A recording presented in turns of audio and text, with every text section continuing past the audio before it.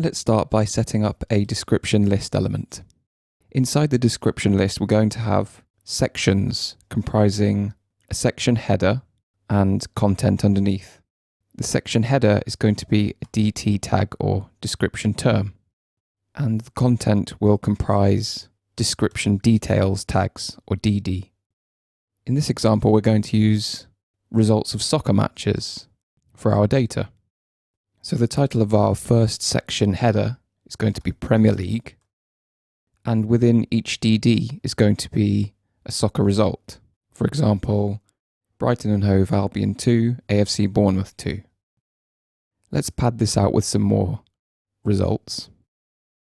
And let's save and visit our page on iPhone 5S Safari 11. So here's our description list with a description term and description details here. Let's add some more sections to our code. So now we have a section for Championship results and League One results. Save and refresh.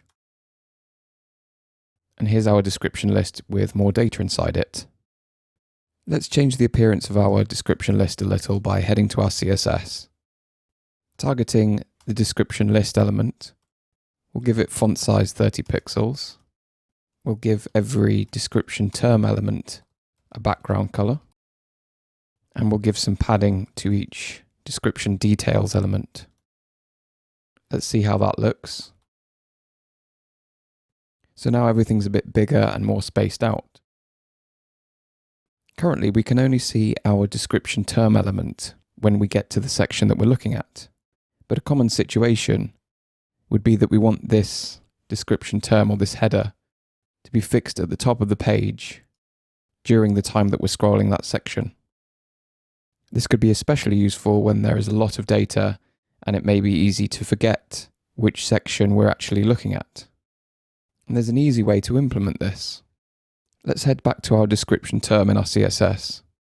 We're going to add position sticky, and we'll need position WebKit sticky to target WebKit browsers, and we're also going to use top 0. Let's save and refresh and see how that changes our page. So now when we scroll down the page or scroll up the page, the description term, the header, stays fixed at the top of the page. And as we scroll down and we get to the next section, it takes over like this. This is particularly useful for small viewports because if there's a lot of data or data taking up a lot of room, our users will still be able to get the context of what section they're looking at. Before jumping in and using Position Sticky, it's definitely worth checking first that it's supported on the devices or operating systems that you need to support.